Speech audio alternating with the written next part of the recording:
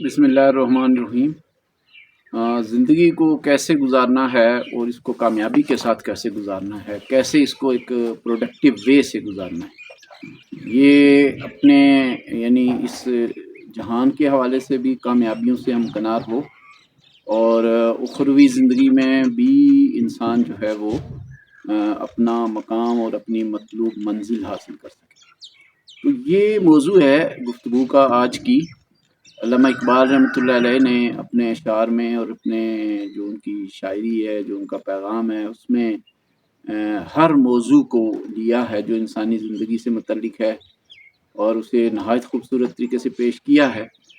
تو زندگی میں کامیابی کے حوالے سے ان کی جو یہ کتاب ہے ضرب کلیم، اس کے آغاز میں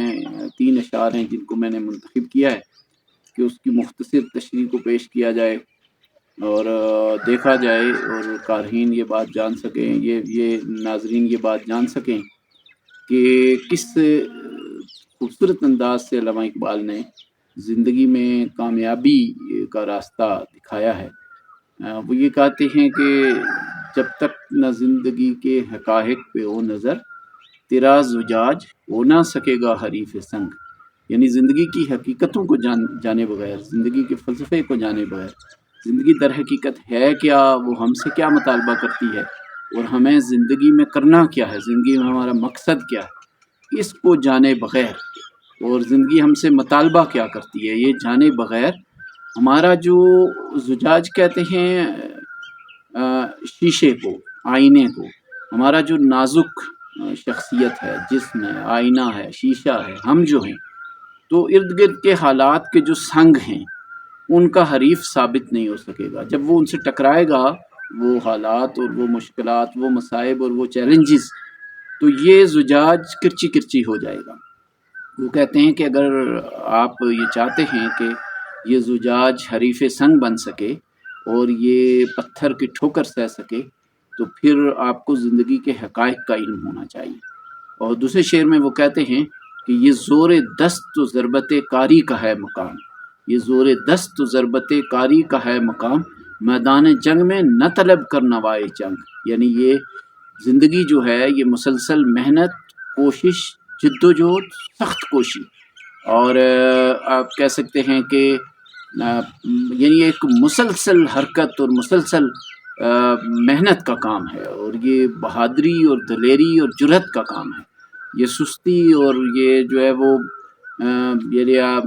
بے عملی کا میدان نہیں ہے۔ اور اگر کوئی زور دست اور ضربت کاری کے اس مقام میں وہ اگر نوائے چنگ طلب کرتا ہے، یعنی وہ ایک موسیقی سننا چاہتا ہے، وہ پرسکون ہونا چاہتا ہے، وہ آرام کرنا چاہتا ہے، وہ یعنی سہل پسند ہو جاتا ہے، تو وہ کامیاب نہیں ہوگا۔ میدان جنگ میں کبھی بھی نوائے چنگ طلب نہیں کی جاتی، وہ جد و جہد کا مقام ہوتا ہے۔ اور پھر تیسرے شعر میں وہ یہ فرما رہے ہیں، جس میں اسی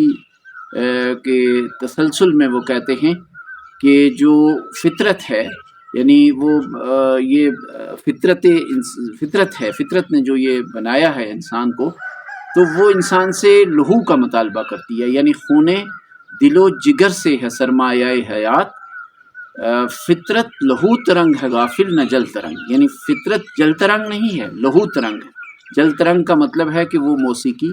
وہ آواز جو پیالوں میں تیلیوں سے پانی کو ڈال کے تو بنائی اور بجائی جاتی ہے، وہ کہتے ہیں کہ فطرت نہیں چاہتی کہ آپ پانی میں تیلیوں سے آواز پیدا کریں، بلکہ موسیقی پیدا کریں، بلکہ آپ خون سے موسیقی پیدا کریں، آپ خون جگر جلائیں، آپ محنت اور کاوش کریں، آپ جد و جہد کریں، آپ اپنے آپ کو مشکل میں ڈالیں۔ یہ دوسری جگہ جو انہوں نے کہا تھا کہ جو یہ تو بچا بچا کے نہ رکھ سے تیرا آئینہ ہے وہ آئینہ،